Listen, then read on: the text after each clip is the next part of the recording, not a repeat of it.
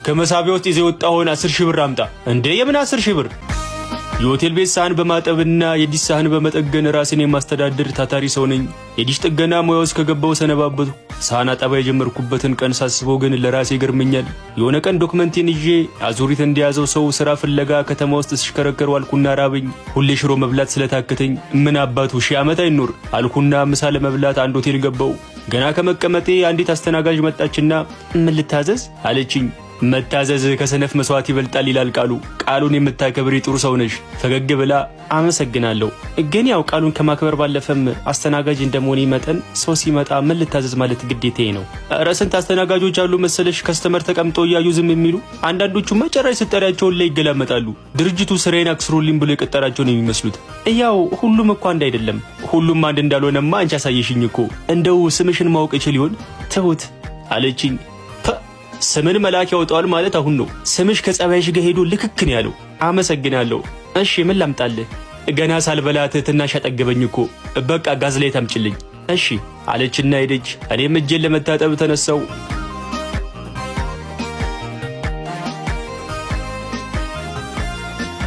ያዘዝኩት ጋዝ ላይት መጥቶ ጣቴ ትሪው ላይ አብስትራክት እስኪስል ድረስ ጥርግ አድርጌ ከበላው በኋላ የመጣለኝን ቢላየውና ለከፍል እጄን በሶፍት ጠርጌ ወደ ኪሴ ስሰደው እጄ ከታፋዬ ጋር ተገናኘ። ደነገጥኩ። በፍጥነት የኪሴን ምላስ ገለበጥኩት። ተቀዷል። እኔም ብሎ ጋዝ ላይት ተመጋቢ አልኩ ቀስ ብዬ። የተሳቀቅ አስተናጓጇን በምልክት ጠሯት። ፈጠን ብላ መጣችና አቤት ምን ይጨመር? መጨመሩን ተይውና ጉዶኝልሻለሁ። ማለት ምግቡ አልተመቸም እንዴ? ኧረ በጣም ነው የተመቸኝ። አታይም እንዴ ትሪው ላይ የጣቴ ምልክት እስኪወጣ ድረስ እኮ ነው ጥርግ አድርጌ የበላሁት። ምንድነው ታዲያ? ግራ አጋባኸኝ እኮ። ወደ እኔ ጠጋ እንድትል አረኳትና ጆሮዋ ስር ገብቼ ኪሴ ተቀዶ ያዝኩትን ብር እንዳለ ጣልኩት። ስለዚህ አለችና የቀኝ አይኗን ቅድም ሰቅላ ቆመች። በቃ ስልኬን ያዥውና ብሩን ስሰጥሽ ትመልሽልኛለሽ ብዬ ጠቅጠቅ ስልክ ከኪሴ ያወጣው። አንተ ጥሩ ትጫወታለህ ባክህ። ይሄ ስልክ እንኳን የጋዝ ላይት አይደለም የአንድ ሽሮ ዋጋ ራሱ አወጣም እኮ። በላት ቀልድ ባክህ። ትሁቷ ልጅ በአንዴ ወደ ሆረር ተቀየረችብኝ። ስንጨቃጨቅ ሰማና የቤቱ ማናጀር መጥቶ ምንድነው ምን ሆናችሁ ነው? ጋዝ ላይቱን ጥርግ አድርጎ ከበላው በኋላ ብር የለኝም እያለ ነው አለችው። በልቤ ረቺንስ ጋዝ ነበር አርከፍክፎ ማቃጠል አልኩና ኧረ መኖሩስ ነበረኝ ኪሴ ተቀዶ ጥየው ነው። ትንሽ አሰብ አረገና ችግር የለም በቃ አለኝ። የሰማሁትን ማመን ተስኖኝ እውነት ያ ምንም ችግር የለም ኪችን ውስጥ 100-200 ሳህን አለ፣ እሷን ዝም ብለህ ለቅለቅ ታረጋታለህ አለኝ። የበላሁት ጋዝ ላይት በአንዴ ከወዴ ጠፍቶ ሲርበኝ ተሰማኝ። እንባ የተናነቀኝ እሺ አልኩት።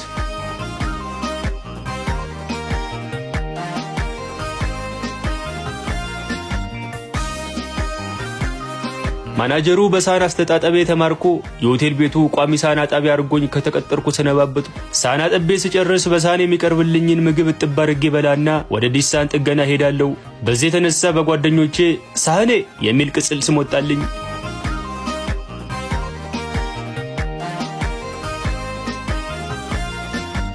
የሆነ ቀን የአንድ ሰውዬ እንዲሽ ላስተካክል እንደለመድኩት ጣራ ላይ ተሰቅያለሁ። መጣ አልመጣም? እሺ አሁንስ? ኧረ ምንም የለም። እሺ አሁን ቼክ አድርገው። ሰውየው ጭጭ አለ። ንገረኝ መጣ? መልስ የለም። ኧረ እባክህ ሰውዬ ፀሐይ የቀጠቀጠኝ ነው። መጣ ወይስ አልመጣም ንገረኝ። የሚመልስልኝ ሰው ጠፋ። በንዴት የተጣደፍኩ ከጣራ ላይ ወረድኩና ወደ ቤት ገባው።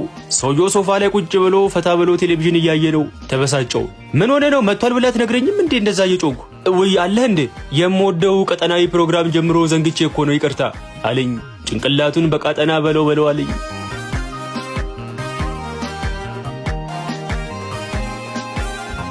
የሆነ ቀን ሳንቲም ጠሮብኝ ሰፈር ቁጭ ብያለሁ።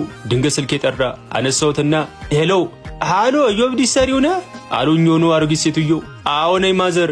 ኧረ ቴሌቪዥኒቱ ድንገት አልሰማም አለማም ብላ ጭጫለች። ውስጥ የሚመሰመሱት ሰዎች ሁሉ በአንዴ ጠፉ። ዲሹን ንፋስ ሳይወዘውዘው አይቀርም። እስቲ ብቅ በልና ይልኝ። እሺ ማዘር መጣው ብዬ አድራሻቸውን ጠየቅኳቸውና ወደ ቤታቸው ሄድኩ።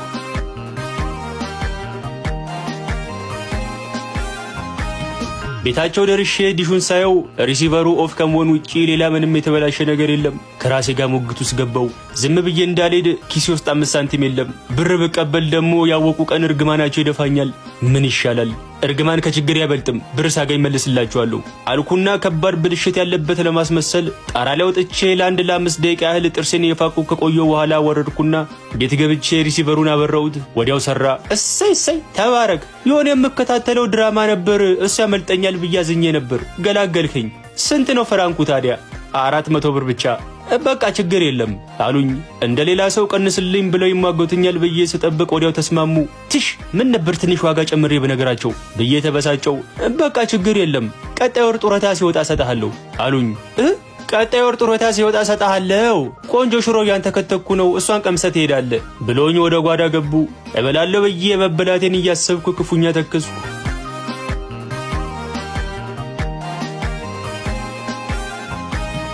የሆነ ቀን ደግሞ አንድ አባወራ ቤት ዲሽ አስተካክዬ ጨረስኩና ቦርሳዬን በጀርባ ያዘዬ ልወጣ በሩ ጋር ስደርስ ከኋላ የመጡና የጃኬቴን ኮሌታ ጨምድደው ያዙት።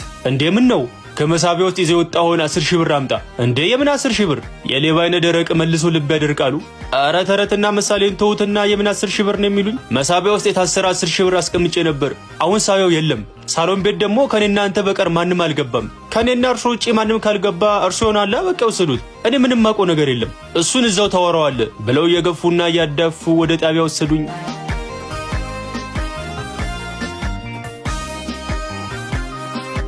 አርብ ማረሚያ የገባው የ2 ቀን እስሬን አጣጣምኩና ሰኞ ተፈታው። ከስሬ የተፈታው ቀን ድንገት ያሳሰሩኝ ሰውዬ ከልጃቸው ጋር ያለፉ መንገድ ላይ ተገጣጠምን።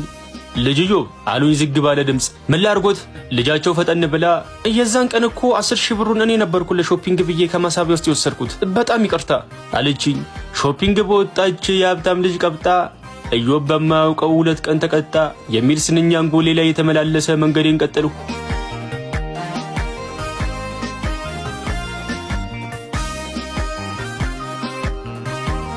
ጓደኛዬ መሰላል ይዞልኝ እንደ ባቢሎን ግንብ የረዘመ ጣሪያ ላይ ዲሽ ላስተካክል እየወጣው ነው።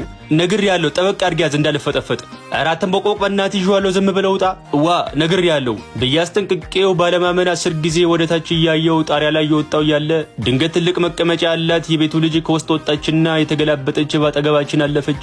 ጓደኛዬ ለመቀመጫ ያለው ፍቅር ልዩ ነው። መቀመጫ ካየ እንኳን እኔን ራሱንም ይረሳል።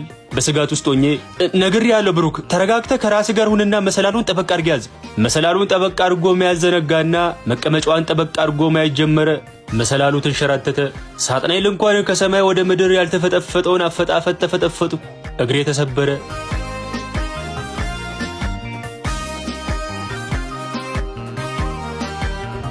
ጥሩ ጌሻን የተባለው ሰውዬ ጋር ልታሽ ቁጭ ብያለሁ። ሰውዬው አፈፍ አድርጎ ቀኝ እጄን ያዘው። ኧረ እጄን ሳይሆን እግሬን የተሰበርኩት አልኩ እያቃሰጥኩ። የተሰበረውን እግሬን ጉልበቱ ላይ ያደረገውና እያየው ምንም አልተረፍክም እኮ አንተ። በላሁን የተሰበረውን አጥንት ወደ ቦታው መልሰዋለሁ። ትንሽ ህመም ሊኖረው ስለሚችል ቆፍጠን በል አለኝና ገና የተሰበረው ቦታ ሲነካኝ በነፍስ ያለ ሰው ይዞ እንደሚከንፍ አምቡላንስ ጮቴን አቀለጥኩት። ወንድ ልጅ አይደለ እንደ አንተ ቆፍጠን በል። ጮቴን ላቆም አልቻልኩም። ቆዳ ጫማ ውስጥ ተጠቅልሎ የተቀመጠውን ካልሲ ያወጣና አፌን ደፈነው። በጤነኛው እግሬ እንደምንም ወደ ኋላ ገፍቼ ጣልኩትና የግዴን ተነስቼ በአንድ እግሬ እንደሚዳቆ እየነጠርኩ አመለጥኩ።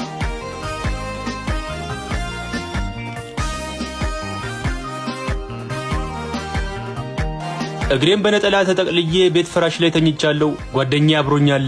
የዛን ቀን ግን እንኳንም ከሰውየው አምልጠ ሌላ ቦታ ታሸ። ሰውየው እንደ ሆረር ፊልም በዘነዘና ነው አሉ ሊታሽ የመጣን ሰው አጥንት የሚፈልጠው። ምን አለ አንተን በፈለጠ ኖሮ።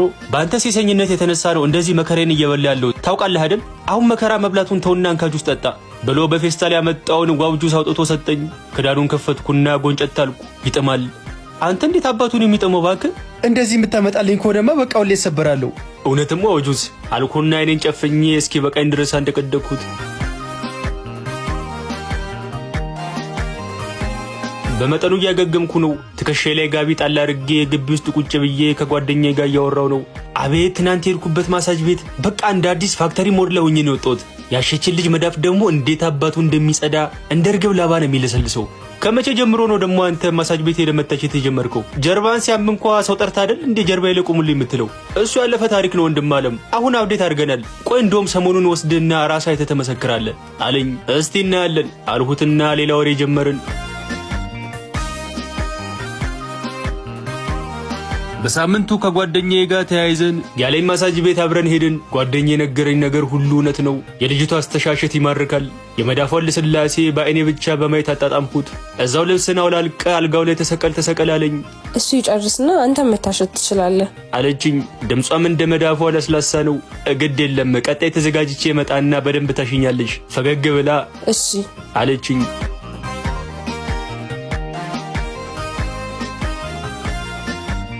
የተሰበረው እግሬ በደንብ አገገመና ከጊዜያት በኋላ ወደ ማሳጅ ቤቱ ተመልሼ መጣሁ።